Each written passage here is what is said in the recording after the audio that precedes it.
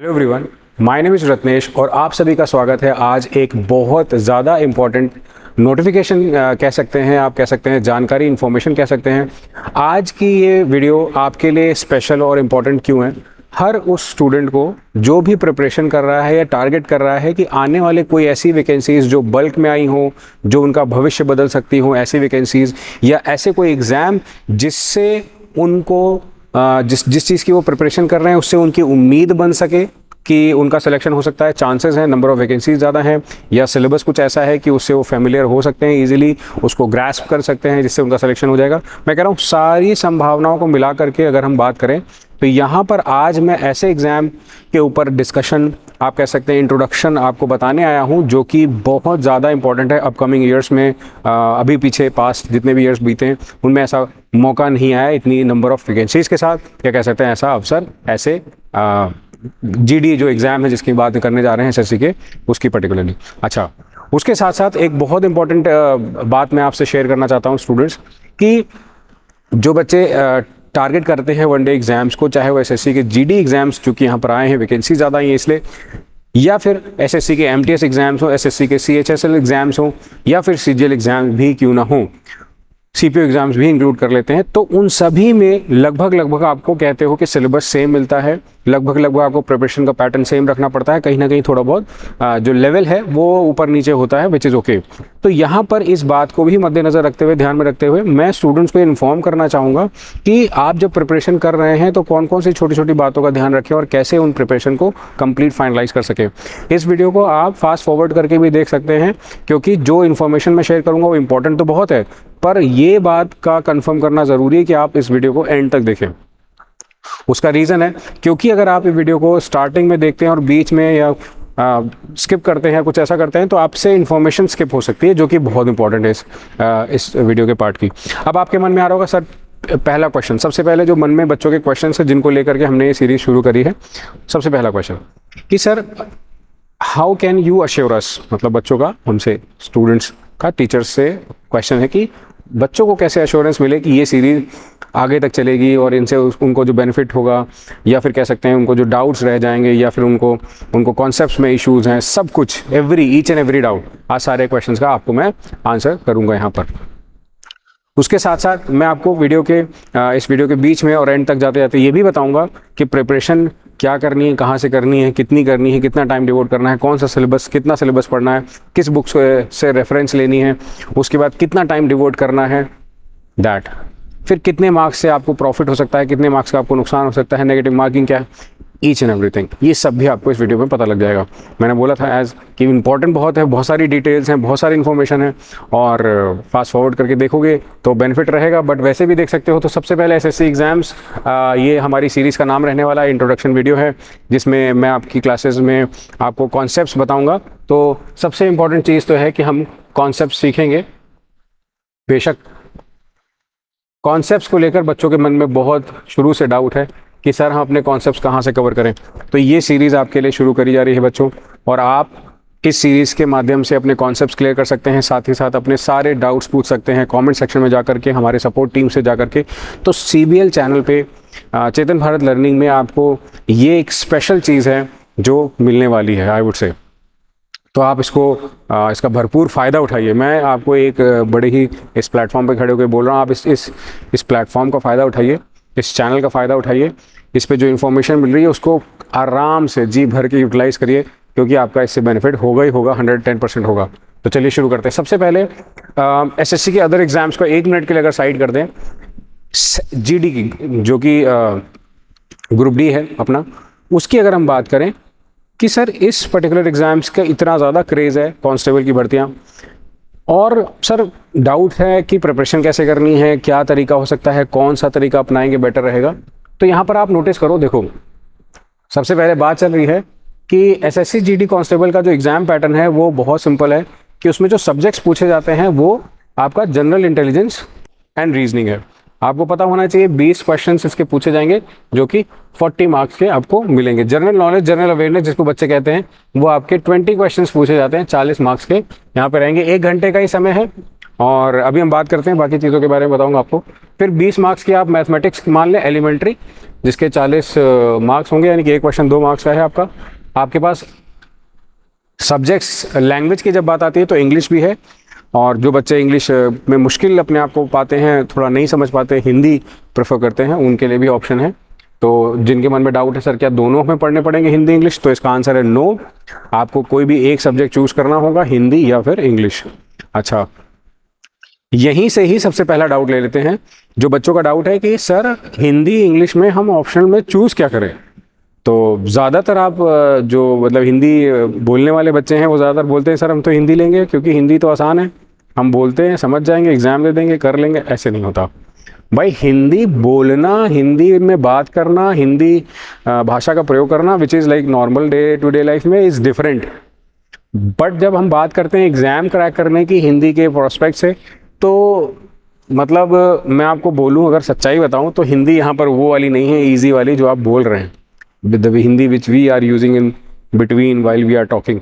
नहीं, हिंदी सब्जेक्ट विषय यहाँ पर आपका इसमें आपको समास मिलेगा, तत्सम तद्भव मिलेगा, इसमें आपको पर्यायवाची शब्द मिलेंगे, इसमें आपको अपठित गद्यांश मिलेगा, आपको इसमें व्याकरण का तो पूरा पाठ है ही है, सब कुछ है इसमें। ठीक है, अब प्रश्न ये उठता है कि अच्छा फिर तो मतलब इसमें क्लिष्ट हिंदी, वो शब्दकोश, वो सब कुछ एवरीथिंग। इंग्लिश की बात कर लेते हैं। इंग्लिश की अगर बात करें तो यहाँ पर आपको मैं एक चीज़ बोलना चाहूँगा कि इंग्लिश के पार्ट पे आपको इजी होता है स्कोर करना। 20 क्वेश्चन जो आते हैं आपके, क्योंकि मैं आपको बताऊँगा अभी इस क्वेश्चंस क्या आएंगे और उनको सॉल्व करने का तरीका, तो आप कहोगे अच्छा ठीक है इंग्लिश को सॉल्व करना आसान है, इसका मतलब इंग्लिश के क्वेश्चंस भी जल्दी सॉल्व हो जाएंगे, और 40 मार्क्स में से 20 में से आपको मैं अगर अच्छे से अगर बताऊं, जैसे आपको बोलूं वैसे अगर आप कर लो तो आपके 18 से 19 क्वेश्चन तक सही हो सकते हैं। सर एक बात बताओ, इंग्लिश में अगर 18 से 19 क्वेश्चन सही हो रहे हैं और ये एक घंटे का पेपर है, कहीं ऐसा तो नहीं है बहुत ज़्यादा इसमें मारा मारी है?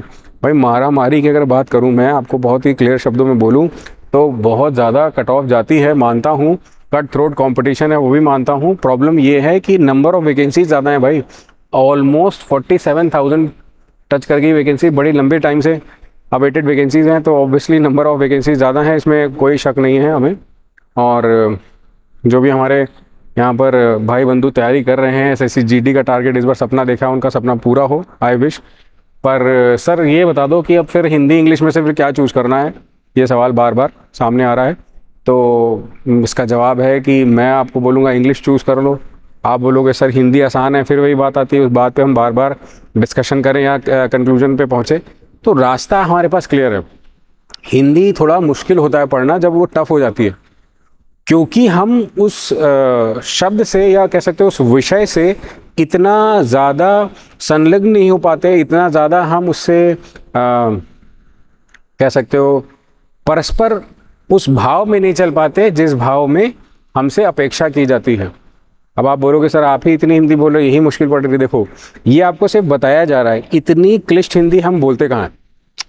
मैं अगर आपको ये भी बोलूँ कि इतनी क्लिष्ट हिंदी हम साधारण अपने जीवन शैली में कहाँ प्रयोग करते हैं, नहीं।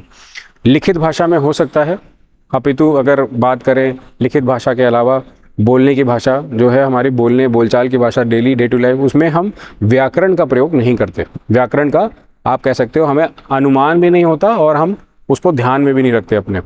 परंतु अंग्रेज़ी की बात कर लेते हैं। अंग्रेज़ी विषय स्कोरिंग ज़्यादा हो जाता है SSC GD में कंपेयर टू हिंदी। उसका रीज़न है कि इसमें जो कुछ वर्ड्स हैं, जैसे कि वोकेबलरी की बात करें तो आपको प्रीवियस ईयर अगर आप उठा के देखते हैं बच्चों, तो आप नोटिस करेंगे मेरा जो है वो फ्लो ऐसे ही रहेगा, तो आप अपना फास्ट फॉरवर्ड कर सकते हैं। जो आपका इंग्लिश विषय है उसमें जो शब्दकोश है वो रिपीट हुआ है। पॉइंट नंबर 1 जो आपको मैं बता रहा था कि अगर वर्ड्स रिपीट हो रहे हैं तो सर उसका बेनिफिट हमें मिलेगा। यस, कैसे मिलेगा, अब ध्यान से सुनिए। ये जो मैं बोल रहा हूँ अभी, जो स्क्रीन पे आपको दिख रहा है, आगे हम इसमें कुछ मेरे पास एग्जांपल्स भी आपको बताऊंगा, मैं कॉन्सेप्ट शुरू करूंगा उसके बारे में बताऊंगा, तो आपको थोड़ा ध्यान से सुनते रहना है बीच बीच में, क्योंकि मैं इन्फॉर्मेशन दे रहा हूँ। आज ये डिटेल्ड इन्फॉर्मेशन की वीडियो है, तो इसलिए आपको थोड़ा इत्मीनान से सुनना है। अब आते हैं इस प्रश्न पे। हाँ, प्रश्न ये है कि सर आप जो बता रहे हो कि इंग्लिश को चूज़ करो, उसके पीछे रीज़न आप दे रहे हो वो उसका कंपैरिजन। हिंदी में आपको बताया मैंने कि समस्या आएगी आपके शब्दकोश में, आपका उतना शब्दकोश बड़ा नहीं है। आप बोलोगे इंग्लिश में भी कौन सा बहुत बड़ा शब्दकोश है हमारा, कौन सी बहुत बड़ी हमारी वोकैबुलरी की डिक्शनरी है। तो प्रश्न ये है कि हिंदी में अनुमानित शब्दों का जो बारंबारता है वो अधिकांश नहीं देखा गया है, परंतु अगर हम तुलना करें अंग्रेजी से तो रेपिटेशन देखा गया है। ठीक है, अब बात करते हैं रेपिटेशन होगा उसका बेनिफिट मिलेगा। ठीक है, बिल्कुल मिलेगा। जो नियम है, नियमावली है हिंदी की तुलनात्मक अंग्रेजी से, वो बड़ी है हिंदी की। हिंदी में आपके पास अधिक मात्रा में चीज़ें हैं पढ़ने के लिए, उपयोग करने के लिए और उसको प्रस्तुत करने के लिए। तो ये एक समस्या का एक बड़ा चिन्ह है, मतलब एक प्रश्न चिन्ह है, मैं ये कहूँगा समस्या है, समस्या का चिन्ह है, जहाँ से आपको संकेतित हो रहा है कि समस्या आ सकती है। अब आते हैं इंग्लिश में। इंग्लिश में आपको ये चीज़ नहीं देखने को मिलेगी, इंग्लिश में प्रॉब्लम ये नहीं मिलेगी, क्योंकि इंग्लिश में जो मैं कॉन्सेप्ट कराऊंगा आपको, तो मैं सारा कुछ कवर करूंगा, everything, each and everything I will cover.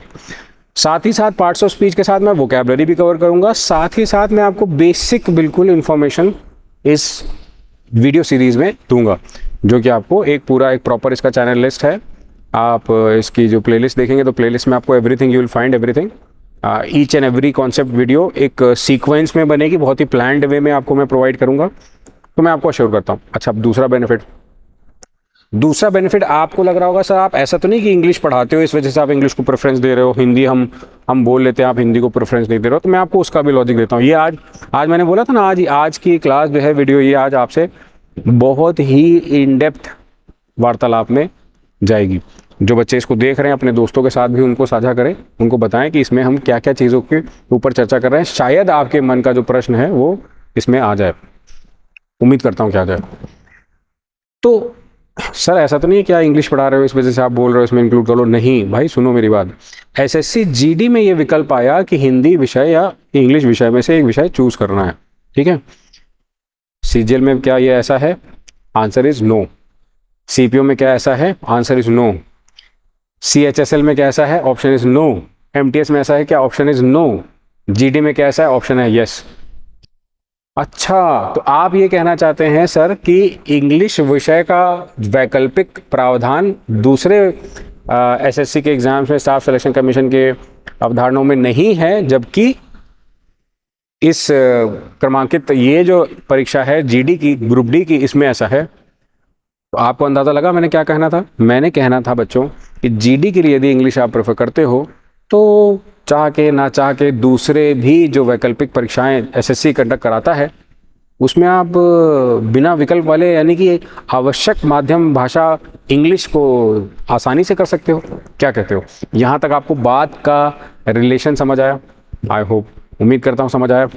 अब आता है प्रश्न कि अगर ये चीज़ उससे संबंधित है भी, हम उसको कनेक्ट भी कर लेते हैं, चलिए मान लिया सीख भी लेते हैं, फिर उसके सर कॉन्फिडेंस एक बहुत बड़ा एक मेजर रोल प्ले करता है जब सब्जेक्ट विषय की बात करते हैं हम। जैसे कहते हैं ना कि विषय में सर भाषा में हिंदी है, इंग्लिश है, और भी बच्चे संस्कृत भी करते हैं। इस वाले एग्जाम की बात नहीं कर रहा हूँ, वैसे संस्कृत पढ़ते हैं या और अदर भाषाएं और भी लैंग्वेजेस हैं, तमाम लैंग्वेजेस हैं, अंग्रेजी है। मान लो फॉरेन लैंग्वेजेस की बात करें तो फॉरेन में स्पेनिश है, फ्रेंच है, जर्मन है ना, और जापानीज़ है, रशियन है, तमाम तरह की लैंग्वेजेस आजकल लोग करते हैं कोर्स उसका, उसकी बात नहीं कर रहे हैं। हम अपने देश में ही बात कर लेते हैं। परीक्षा देने की जब बात आती है एसएससी जीडी, उसके लिए बहुत पॉपुलर है।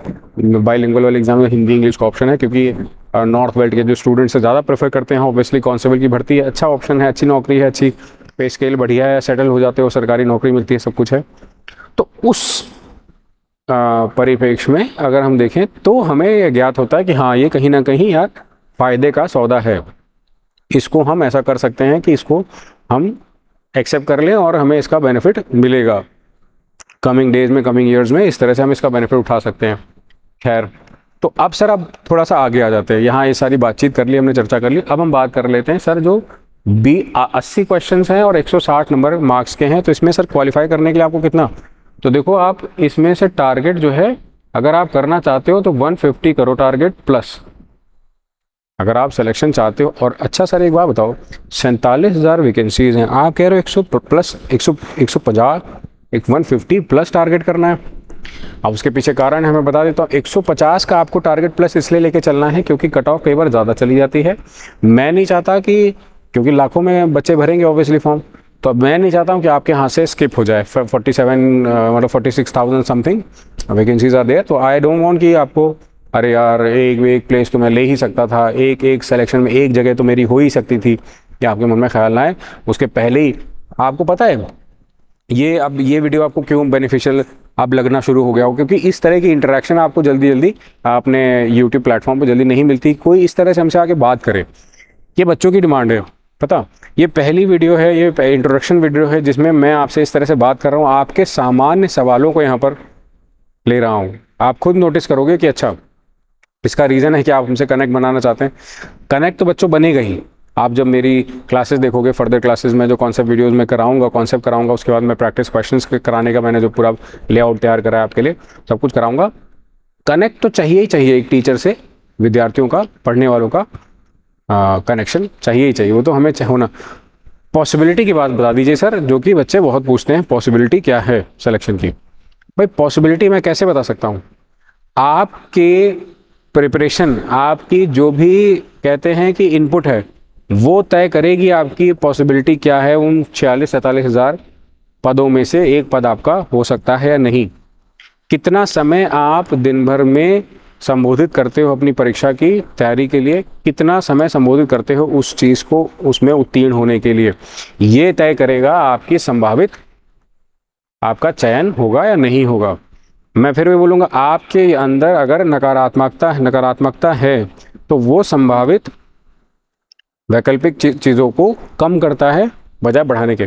तो मैं आपको यही बोलूँगा क्या कि आप उसके मन में, अपने मन में ये रखें कि भाई 47,000 समथिंग वैकेंसी, 46,000 प्लस है, 46, 300, 400 है। मैं आपको 47 बोल रहा हूँ थोड़ा पॉजिटिव होने के चक्कर में पर आप अंदाज़ा लगाओ ना कि हाँ ठीक है सर, आप लॉजिकली कह रहे हो, बात हम समझते हैं। इसका मतलब ये हुआ कि अगर हम इसकी प्रिपरेशन करते हैं तो ये पॉजिटिव है, पॉसिबिलिटी है कि हमारा सिलेक्शन होगा। तो पॉसिबिलिटी सिलेक्शन की हाई है। अगर मैं आपके बारे में यहाँ बताऊँ पॉसिबिलिटी क्या है, तो मैं आपको यही बोलूँगा, पॉसिबिलिटी भाई हाई है इसकी।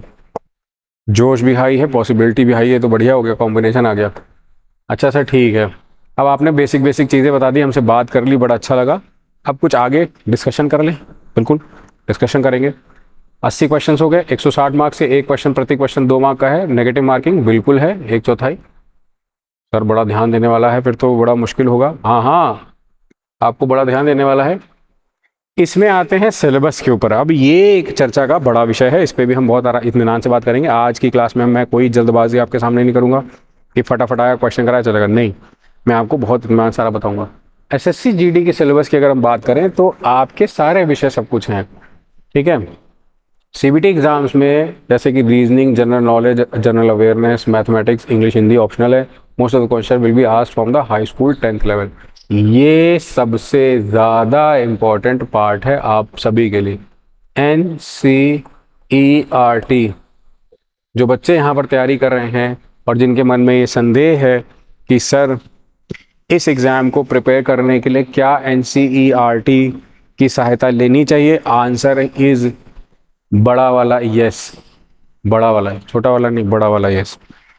अगर आप NCERT की सहायता लेते हैं, NCERT की सहायता से करते हैं क्वेश्चन को, तो आप एक अच्छा स्कोर बना सकते हैं, अच्छा स्कोर कर सकते हैं। आपका जो 150 का टारगेट है, लक्ष्य है, वो भी आसानी से पूरा हो सकता है।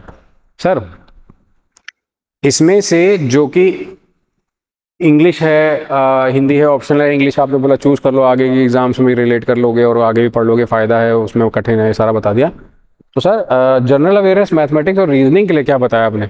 देखो, जनरल अवेयरनेस के लिए आपको NCERT पढ़नी पड़ेगी, बेसिक्स 10th लेवल तक की। मैथमेटिक्स आपको बेसिक्स पढ़ना पड़ेगा, मैथ्स आपको बेसिक मैथ्स आना चाहिए, तभी आप इस क्वेश्चन को, इस एग्ज़ाम को क्वालिफाई कर सकते हो। तो इसमें आपको ये चीज़ ध्यान रखनी है कि आपको NCERT की मदद लेनी है। साथ ही साथ बच्चों आपको याद रखना कि जो आपका ये जनरल नॉलेज वाला क्वेश्चन है ना, जनरल नॉलेज वाले क्वेश्चन में आपको करंट अफेयर्स के लिए आप CBL को फॉलो कर सकते हो, ठीक है। CBL चैनल को फॉलो कर सकते हो, इस वाले चैनल को, यूट्यूब चैनल को फॉलो कर सकते हो करंट अफेयर्स के लिए। उसके अलावा करंट अफेयर्स के लिए आप डेली मैगजीन्स की भी हेल्प ले सकते हो, ठीक है। आपको रिसोर्सेज मिल जाएंगे, आपको लिंक मैं यूट्यूब डिस्क्रिप्शन में डाल दूंगा, वहाँ से भी आप कर सकते हो, है ना, जब करंट अफेयर्स। उसके बाद आप स्टैटिक GK की भी मदद ले सकते हो। स्टैटिक GK में बहुत सारे ऐसे क्वेश्चन आएंगे जो स्टैटिक फैक्ट पे बेस्ड होंगे। आपको पता है जो पुराने हिस्ट्री से रिलेटेड हैं या फिर ज्योग्राफी से रिलेटेड हैं, कुछ ऐसे स्टैटिकल जीके जो कि चेंज नहीं होगी, आपको पता है फिक्स है, उसके क्वेश्चन आएंगे तो आपको आंसर करोगे, आप इसीलिए कर भी ले जाओगे, जहाँ तक मेरी उम्मीद है। तो आपके लिए कोई बड़ी बात नहीं होगी। अब आता है, ठीक है सर, अगर हम ऐसा कर लेते हैं तो अब बात कर लेते हैं अब इंग्लिश में हमें क्या करना पड़ेगा। यहाँ से शुरू होती है इंग्लिश के सिलेबस की बात, क्योंकि मैंने आपको इम्फेसाइज किया है इस बात पे, तो इसका मतलब है कोई ना कोई वजह है। Candidates ability to understand basic English and its basic comprehension would be tested. Whether you choose to appear in English or Hindi language, this section will be in English language for all candidates. अब एक important बात यहाँ पे समझते हैं। ये देखो साफ साफ कह रहा है candidates ability to understand basic English and its basic comprehension would be tested. यहाँ पे क्या चेक किया जाएगा? केवल आपकी बेसिक अंडरस्टैंडिंग क्या है इंग्लिश की और आपका बेसिक कॉम्प्रिहेंशन लेवल कैसा है। चाहे आप हिंदी चूज करो या इंग्लिश हिंदी लैंग्वेज चूज करो या इंग्लिश चूज करो, आपका जो ये वाला सेक्शन है वो इंग्लिश में ही होगा, है ना। This section will be in English language only for all candidates. सारे ही कैंडिडेट्स के लिए ये वाला सेक्शन इंग्लिश में ही होगा, इसको हिंदी में नहीं लिखा जाएगा। हिंदी वाला हिंदी में होगा, उसके प्रॉब्लम नहीं है, पर ये वाला इंग्लिश में ही होगा, इसका दूसरा पैराफ्रेज नहीं होता, ठीक है। अब आता है प्रश्न की सर इसकी तैयारी कैसे करनी है। यहाँ पर अगर आप नोटिस करोगे फिल द ब्लैंक लिखा हुआ है, एरर स्पॉटिंग लिखा हुआ है, phrase replacement, cloze antonym synonyms, cloze test, idiom phrases, spelling, one word, reading comprehension, ये सारा कुछ लिखा हुआ है। ये है सिलेबस। अभी मैं सिलेबस के ऊपर आता हूँ, बताता हूँ आपको, पहले थोड़ा बता दूँ। इसके साथ साथ हम पार्ट्स ऑफ स्पीच को भी कवर करते हैं। पार्ट्स ऑफ स्पीच जिसमें आपको स्कूल में आपको नाउन, प्रोनाउन, है ना, adjective, adverb, noun, pronoun, adjective, adverb, verb, preposition, conjunction, interjection.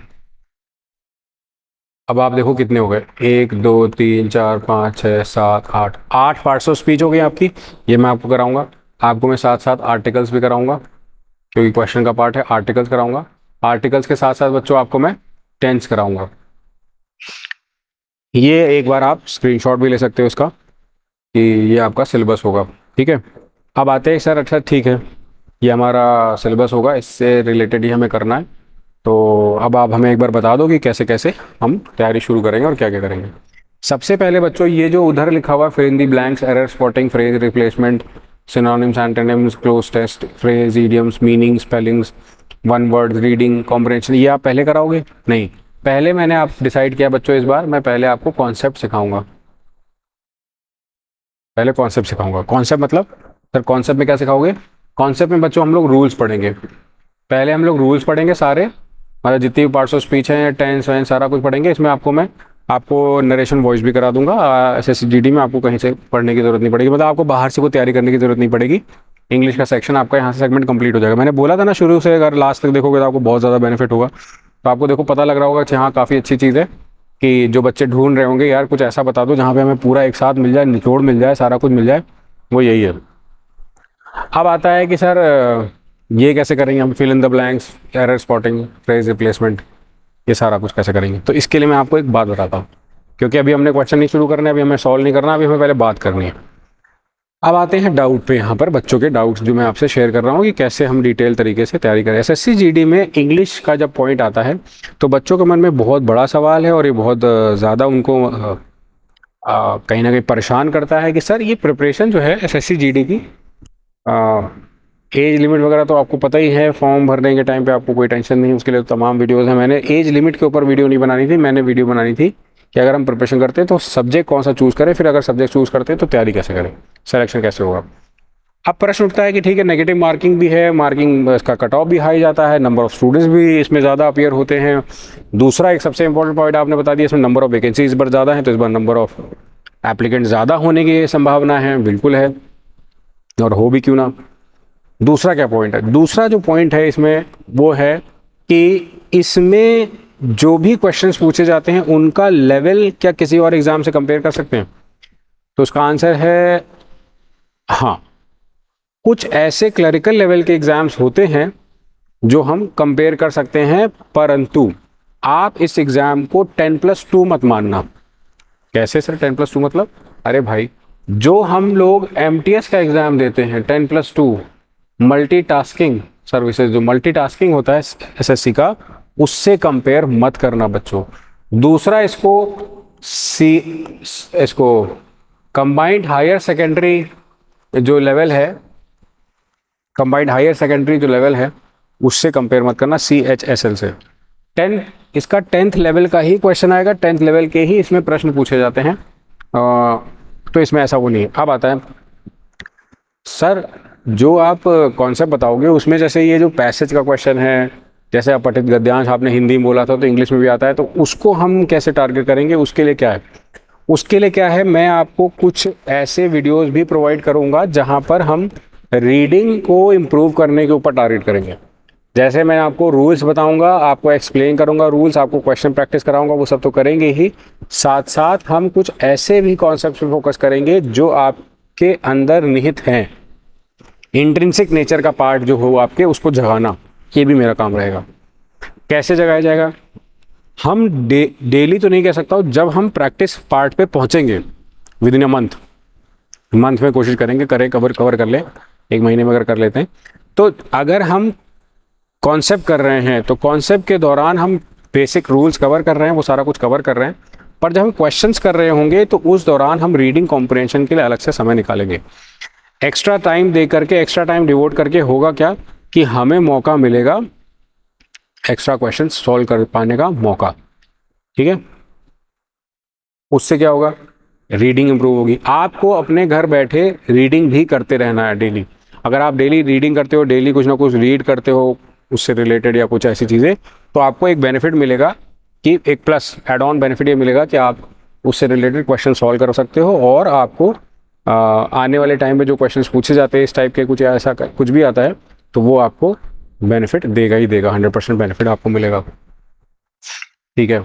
तो सर अब एक बार ये बता दो कि ये जो पार्ट्स ऑफ स्पीच है ये कैसे करनी है, कहाँ से शुरू करोगे, कौन सा पहला टॉपिक होगा, और ये कब से शुरू करोगे?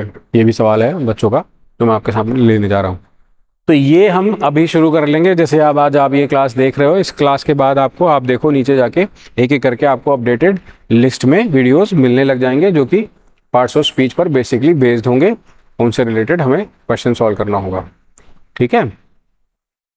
और ऐसा नहीं कि एक ही क्लास में मैं आपको पूरा टॉपिक पढ़ा दूंगा, एक एक करके मैं आपके पार्ट 1, पार्ट 2, पार्ट 3, पार्ट 4 जितने पार्ट में बनेगा वो सारा बता दूंगा, जिससे कि आप आगे इसको देख लो, कंप्लीट कर लो, ठीक है। अब आता है क्वेश्चन में सर कैसे कराओगे? क्वेश्चन में क्या करेंगे कि इससे रिलेटेड जितने भी क्वेश्चंस हैं उनको मैं आपको प्रैक्टिस करवाऊंगा। प्रैक्टिस के लिए क्या करेंगे कि मैंने आज ना आपके लिए कुछ प्रैक्टिस क्वेश्चंस भी रखे हैं इसमें, जिसमें मैं रूल्स नहीं बताऊंगा, पर ये बताऊंगा कि ये टाइप है जो क्वेश्चन का एग्जाम में पूछा जाता है। चलो मैं एक बार दिखा देता हूँ आपको। जैसे अगर आप नोटिस करो बच्चों, यहाँ पर इन्होंने क्या पूछा है, बेस्ट एक्सप्रेसेस मीनिंग। तो ये बेस्ट एक्सप्रेसेस मीनिंग वाला जो क्वेश्चन है, इसको आप लोग हम लोग इसको सिनोनिम्स बोलते हैं, और सिनोनिम्स में पहला जो वर्ड है वो है नेक्सेस, और ये 4 ऑप्शन इन्होंने दिए एग्जाम में, ऐसा लेवल का क्वेश्चन आता है। अब जैसे नेक्सेस है तो ये ऐसा कॉमन शब्द है कि इसको आपने कई बारी न्यूज़ में सुना होगा कि उसका नेक्सेस है, वो पूरा नेक्सेस चलाता है अपना। ऑप्शन में है कनेक्शन, डिस्टेंस, डेफिसिट और डिफरेंस। देखो, डिफरेंस का मतलब होता है कि क्या भेद है उनमें भेद मतलब फर्क। हिंदी में कह लो भेद है, ये उर्दू में कह दो फर्क है, उससे कोई फर्क नहीं पड़ता,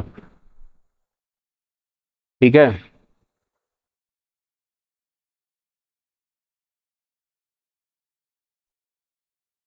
तो आप ये भी कह सकते हैं, ठीक है। तो इस वाले जो वर्ड है इसका मतलब भेद हो गया, फर्क हो गया। नेक्सेस, अब डिस्टेंस हो नहीं सकता, दूरी। डेफिसिट मतलब होता है कमी, तो यहाँ पे कमी भी नहीं हो सकता। अब बचा आपके पास कनेक्शन, तो नेक्सेस वर्ड का मतलब कनेक्शन होता है। अच्छा, आपके मन में सवाल आ गया, अब मुझे मालूम था और सवाल आना भी चाहिए। सर वोकैबलरी के लिए तो आपने कुछ बताया नहीं कि हम कॉन्सेप्ट करेंगे, क्वेश्चंस करेंगे, प्रैक्टिस करेंगे, सारा बताया। इसके लिए क्या कर सकते हैं?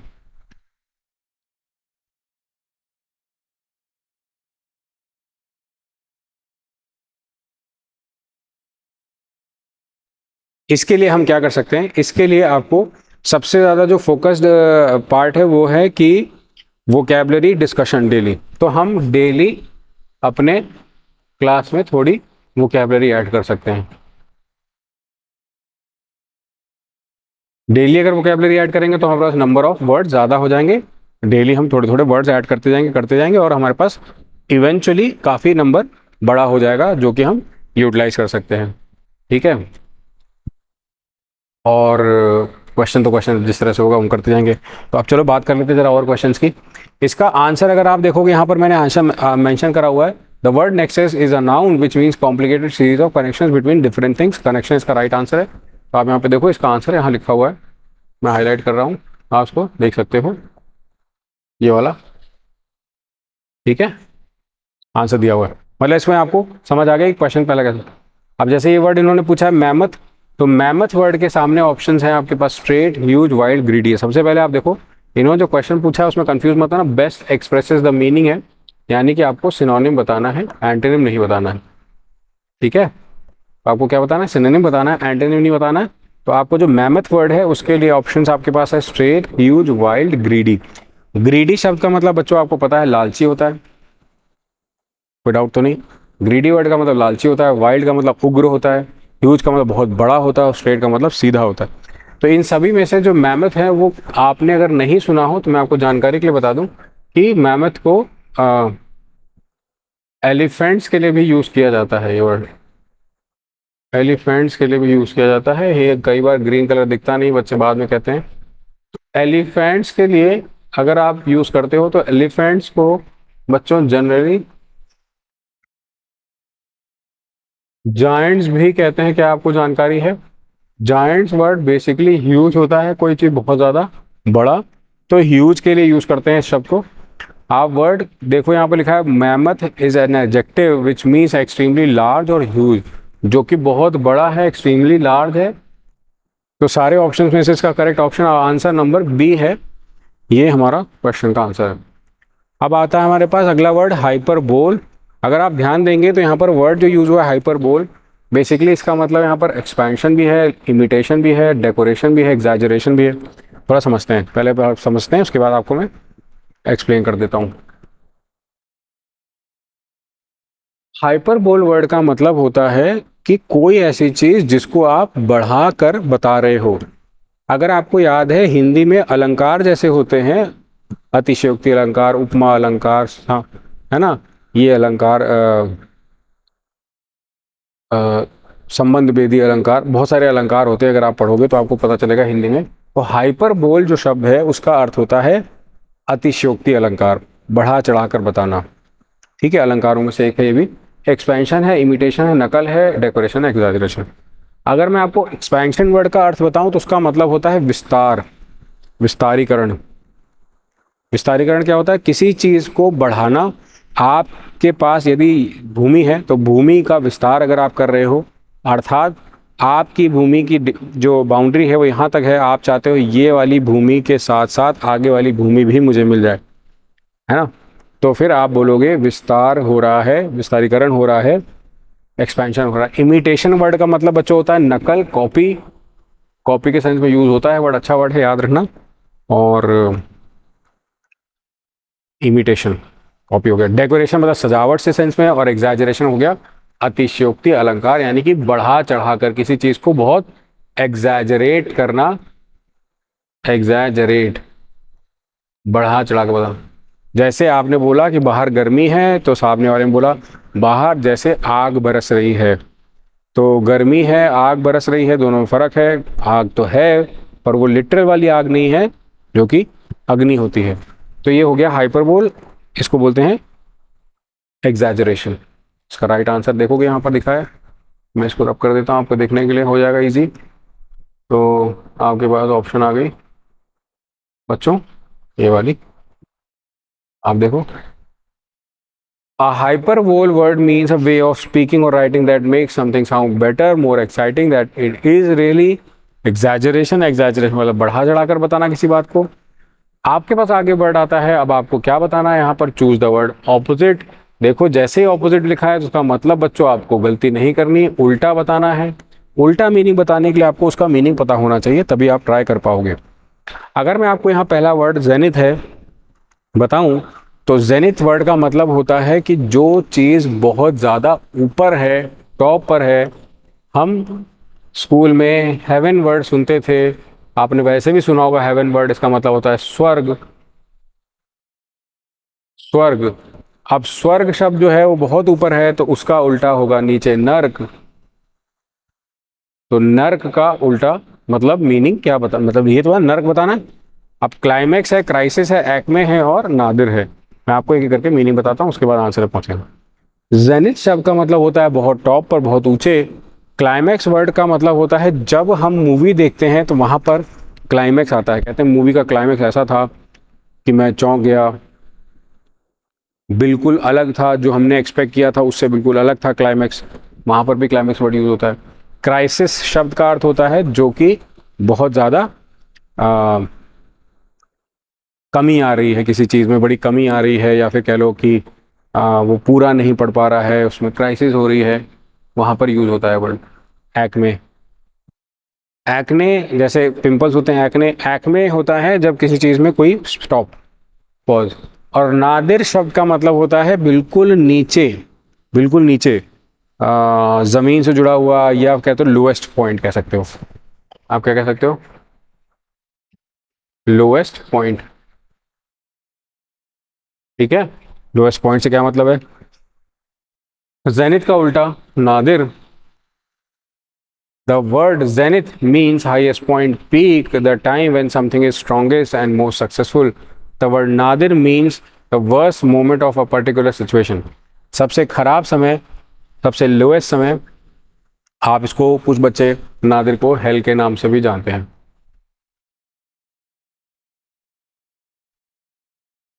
ठीक है, अगला वर्ड है इन्फ्लक्स। इन्फ्लक्स के पास ऑप्शन है आपके पास रिफ्लेक्स, डिफ्लेक्शन, एफ्लुएंट और एक्सट्रोडस। अब मैं आपको इसका एक्सप्लेन करता हूँ मीनिंग। देखो, सबसे पहले हमें उसका उल्टा मीनिंग बताना है। तो उल्टा बताने के लिए सबसे पहले आपको पता होना चाहिए कि इन्फ्लक्स वर्ड क्या है। इन्फ्लक्स होता है किसी चीज़ का आना, किसी चीज़ का योजन, योजक, जो चीज़ बढ़ रही है, ऐड होती जा रही है, ऐड ऑन होती जा रही है। क्या हो रही है? ऐड ऑन, ऐड ऑन होती जा रही है। इन्फ्लक्स मतलब बढ़ती जा रही है, नंबर उसका बढ़ता जा रहा है। रिफ्लेक्स हम लोग फिजिक्स से यूज़ करते हैं, साइंस में यूज़ करते हैं। रिफ्लेक्स एक्शंस होते हैं जैसे, वहाँ पर यूज़ करते हैं। डिफ्लेक्शन उससे हट कर के चले जाना, डिफ्लेक्ट हो जाना, किसी चीज़ से हट के चले जाना। एफ्लुएंट होता है रिच के सेंस में, ज़्यादा वेल्दी के सेंस में होता है। और एक्सोडस होता है मास मूवमेंट, किसी जगह से छोड़ के चले जाना। जैसे मान लो एक टेरिटोरी है,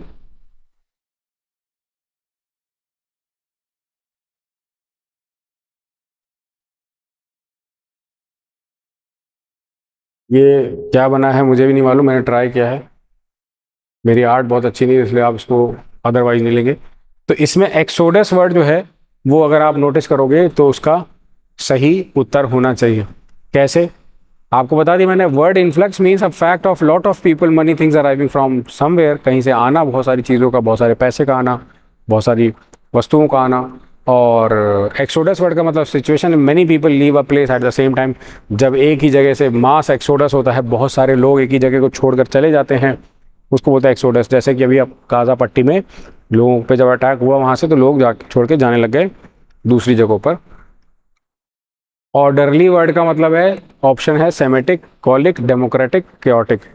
तो ऑर्डरली शब्द का मतलब होता है जो चीज़ एकदम पैटर्न में है, सीक्वेंस में है, उसमें कोई गड़बड़ी नहीं है। मतलब अगर आप नोटिस करोगे तो जैसे कहते हैं कि everything was orderly prepared, everything was neat and clean, सही से रखा हुआ था, कोई चीज़ ख़राब नहीं था, कोई चीज़ का पैटर्न नहीं बिगड़ा हुआ था, तो वहाँ पर ऑर्डरली वर्ड यूज़ होता है। अब ऑप्शंस में है सेमेटिक, कॉलिक, डेमोक्रेटिक और क्योटिक। तो उल्टा मीनिंग क्योटिक होना चाहिए। Arrange, organise, neat, careful, logical way, tidy, behaving well. आपको पता चल गया कि ऑर्डरली वर्ड का मतलब क्या होता है। अब सेमेटिक वर्ड हो गया जो चीज़ उससे रिलेटेड नहीं है, कॉलिक हो गया, डेमोक्रेटिक हो गया, प्रजातंत्र से रिलेटेड। क्योटिक मतलब होता है जहाँ पर अप्रोर है। अब ये ना सोचना आज मैं आपको कोई क्वेश्चन कराने आया था, मैं तो आपको आज बताने आया था बेसिकली क्या क्या होता है, कि क्वेश्चन कैसे पूछे जाते हैं और उन क्वेश्चंस को करने का तरीका क्या होता है। अब यहाँ पर मैं एक और बात बता देता हूँ आपको ऐड ऑन। इस वीडियो में जो भी हमने डिस्कस किया है वो सब कुछ संभव है, वो सब कुछ हम करेंगे भी, यहाँ पर आपको मिलेगा भी, इस चैनल पे ही मिलेगा आपको बच्चों। पर आपको जो बात नहीं भूलनी है, जो चीज़ हमेशा याद रखनी है, वो ये है कि जो भी क्वेश्चन आप सॉल्व करो, जो भी क्वेश्चन की प्रिपरेशन करो या जो भी एग्जाम की प्रिपरेशन करो, आप उसके बेसिक्स को ज़रूर क्लियर रखो। ये क्लास आने वाले समय में हम लोग के लिए बेसिक्स में बहुत हेल्पफुल होने वाली है। बेसिक्स को हम इसमें बहुत ज़्यादा टारगेट करने वाले हैं, तो इसलिए मेरा सुझाव ये रहने वाला है कि आप इस क्लास को मिस मत करो, इस सीरीज़ को मिस मत करो। इससे रिलेटेड जो भी अपडेट्स हैं, डेटा आपको मिलता है, उसका आप सही से चयन करो, उसको सही से आप उपयोग करो। साथ ही साथ मैं आपको ये भी सलाह दूंगा कि आप इंग्लिश का चयन करो। टेंशन ये मत लो कहाँ से प्रिपरेशन करेंगे, कहाँ से नोट्स लाएंगे, क्या क्वेश्चन करेंगे, कौन कराएगा हमें। तो मैं सारा कुछ आपको कराऊंगा, उसका मैं आपको आश्वासन दे सकता हूँ। बस यही बोल सकता हूँ कि आश्वस्त रहो, टेंशन ना लो, तैयारी करो, फोकस्ड रहो, आपकी प्रिपरेशन होगी, आपका सिलेक्शन होगा। समर्थन में मैं हूँ, पूरी टीम है CVL की, ठीक है। आपका जो डाउट आता है, अब आता है कि सर हमारा डाउट आएगा वो हम कैसे क्लियर करेंगे, हम ऑनलाइन फिर क्लास यूट्यूब पे ले रहे हैं, बाकी भी जगहों पे। देखो उसके लिए भी हमारे पास, आपने अपना नीचे जाओगे ना, डिस्क्रिप्शन बॉक्स में चेक करोगे तो वहाँ पर आपको सारी डिटेल दी है CVL की। आप कांटेक्ट भी कर सकते हो, आप फ़ोन कॉल करके भी पूछ सकते हो हमारी टीम से। हमारा पूरा संस्थान है, ये ऐसे नहीं कि हम वैसे ही आपको करा रहे हैं यहाँ पर। तो आपको पूरी संस्था है, मिलके आपको मदद करेगी। आपको हर तरह का टेक्निकल सपोर्ट चाहिए, वो टेक्निकल सपोर्ट देंगे। प्रिपरेशन कैसे करनी है, क्या करना है, आगे क्या हमारा भविष्य होगा, वो सब कुछ आपको बताया जा सकता है। उसके अलावा भी अगर आप पढ़ना चाहते हो, कोर्स के बारे में कुछ जानकारी लेना चाहते हो, हमारे पेड कोर्स के बारे में जानना चाहते हो, अवेलेबल कोर्सेज, तो भी आपको जानकारी यहाँ पे फ्री ऑफ कॉस्ट मिल जाएगी। आपको ये टेंशन नहीं लेनी सर कहाँ से लाएं। तो ये था आज के हमारा पूरा वीडियो, जिसमें हमने सारी चीज़ों की बात करी। देखो ये तो वर्ड्स मैंने एग्जाम्पल करा दिए कि इस तरह के क्वेश्चन प्रीवियस ईयर में आए हुए हैं। उससे ज़्यादा इंपॉर्टेंट बच्चों बात ये है कि जो हमने देखा कि इंग्लिश का सिलेबस क्या है, क्या क्या चीज़ें मैं कराने वाला हूँ आपको, जो मैंने बताया वो आपके लिए बहुत इंपॉर्टेंट है। ये सारे टॉपिक्स जो आपके सामने लिखे हैं, ये टॉपिक्स हम करेंगे। इसके साथ हम कॉन्सेप्ट भी करेंगे, कॉन्सेप्ट के बारे में मैंने बोली है बात, तो आपको भूलनी नहीं है। साथ साथ SSGD का सिलेबस क्या है वो भी आपको यहाँ से अब कवर कराया जाएगा। तो आप देख सकते हो SSGD का सिलेबस आपको अलग अलग पार्ट्स में जो भी है वो आप चेक कर सकते हो। उसके अलावा आपके टोटल मार्क्स के कितने क्वेश्चंस आते हैं, 80 क्वेश्चंस आते हैं, 160 मार्क्स के, हर क्वेश्चन 2 मार्क्स का होता है। ये भी आपके लिए कहीं ना कहीं बेनिफिशियल वाली बात है, मतलब ये आपको एड ऑन है। तो आप ये नहीं कह सकते सर इसका हम क्या यूज़ करें, कैसे करें, ठीक है। तो ये this is something which is very much important for you, तो you can not leave it. 1 घंटे का एग्जाम होता है और इस तरीके से। तो फिर ठीक है, आज से आप रेगुलर रहें, सतर्क रहें, सावधान रहें कि आपको क्लास में आना है, टाइम निकालना है। आप रेगुलरली आपको ये वीडियो मिलेगी, सब कुछ फिक्स है, बस आपको कंसिस्टेंसी दिखानी है, ठीक है। आपको टीम अपनी कंसिस्टेंसी दिखा रही है, आप अपनी कंसिस्टेंसी दिखाओ कि हमें प्रिपरेशन करनी है, हमें किसी भी हाल में इसको बीच में नहीं छोड़ना, ठीक है। जो डाउट आए कमेंट सेक्शन में लिखो, आपका डाउट आपको सवाल जवाब दिया जाएगा, आपको रिवर्ट किया जाएगा। आपको टेंशन लेने की ज़रूरत नहीं है, ओ माय गॉड हम कहाँ से करें। बच्चे बहुत जल्दी परेशान लग जाते हैं, ठीक है। तो ये चीज़ नहीं करनी। और उम्मीद करता हूँ ये सारी चीज़ देखने के बाद अपने आप दोस्तों को सजेस्ट करोगे, अपने फ्रेंड्स को जो भी तैयारी कर रहे हैं उनको बताओगे, है ना, उनके जो डाउट्स होंगे उनको इनफैक्ट उसमें भी हेल्प करोगे।